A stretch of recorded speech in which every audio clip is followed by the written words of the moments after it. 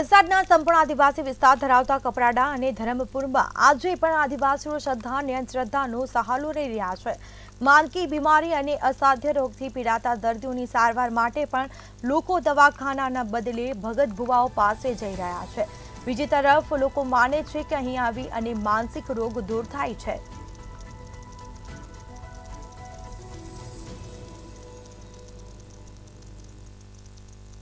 લોકોને ખબર હોય એટલે એ લોકો જ આવે છે। એ બહુ જ ધમાલ કરતો હોય તો દોરડાથી બાંધી લાવે, ટેમ્પામાં હાથ બાંધી લાવે, પગ બાંધી લાવે। આવા ધમાલિયા આવે પછી આ ધમાલ મારામારી કરે ને એટલે પછી મેં બાંધી મૂકું તો મને બી મારે મારા કરતા તમને બી મારે આવા કરે એટલે શેનાથી બાંધો ને કેવા કેવા કેસ આવે? આ સાંકળથી બાંધું, આ લોક મારી મૂકું। આગળ રાતના છૂટી જાય તો એને કોણ પકડે? રાતના ઉઠી જાય તો જવાબદારી રહેશે એની। કાયમી સાંકળથી જ બાંધી રાખો? અને આ ધમાલ કરે ત્યાં લગી બાંધું પછી છોડી મૂકું। એટલે મારા નાનપણથી જ મેં ભણવા ગયેલો, મારા પપ્પાને મેં નહીં જોયેલા એટલે બરાબર।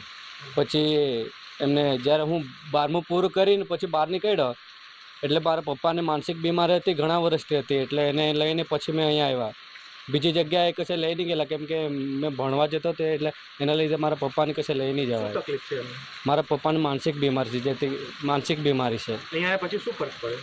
અહીંયા આવ્યા પછી મારા પપ્પા બોલ કરતા હતા, એ અમુક વસ્તુમાં સમજ નહીં પડે એટલે કઈ વસ્તુમાં ફરક નહીં કરી શકે। પણ જ્યારથી અહીંયા આવ્યા, દવા ચાલુ કરી ત્યારથી આપણે જે એને સમજાવીએ, જે કહેવા માગે તે છોકરાને પોયરાને લાવી એને સારું થવા લાવી તો એ માતાને ભરોસો મેં લાવ્યા। બીજાને મને કહ્યું ત્યારે કે અહીંયા સારા થતા છે એમ, ત્યારે અમે અહીંયા આવ્યા તો અહીંયા આરામ આવ્યો, એમ સારા થયા। પહેલા શું તકલીફ હતી?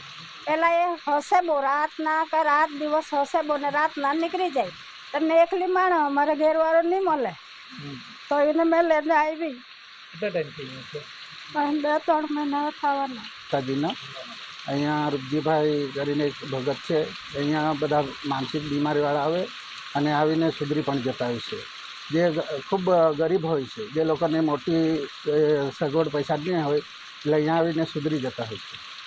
દવાખાનામાં એ લોકોને નહીં પોસાતો એટલે એકદમ છેવાડાના માનવી પહેલાં ગરીબ હોય ને તે લોકો અહીંયા આવીને સુધરી જાય છે। અહીંયા છે ને ભગત આયુર્વેદિક અને પછી થોડીક માતાજીને આશીર્વાદથી સુધરી જતા હોય છે। દિવસ દરમિયાન કાંઈ નહીં, એ લોકો થોડાક કંઈ મસ્તી એમ કરે તો એ લોકોને બાંધી પણ મૂકતા હોય ને સારું લાગે ત્યાર પછી છોડી દેતા હોય। વલસાડ જિલ્લાના કપરાડા તાલુકા નણબંધી ગામની અંદર જે આદિવાસી છે તે એ લોકોની શ્રદ્ધા ઉપર મંતવ્ય ન્યૂઝ ખરેખર શંકા નથી કરતું, પરંતુ એક વસ્તુ અહીં વિચારવા જેવી છે કે અહીં જે ગામની પાછળ જે સારવાર કેન્દ્ર ચાલે છે, જે ભગત ભુવાનું સારવાર કેન્દ્ર ચાલે છે, તે જગ્યા પર પીએચસી સેન્ટર પણ નજીક જ છે।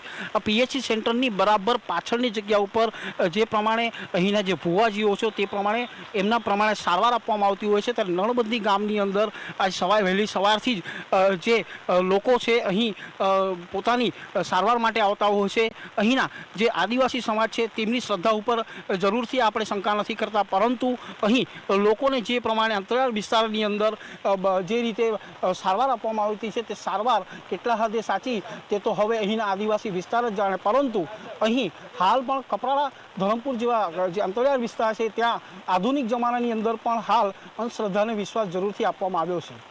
મયુર જોશી, મંતવ્ય ન્યૂઝ, વલસાડ।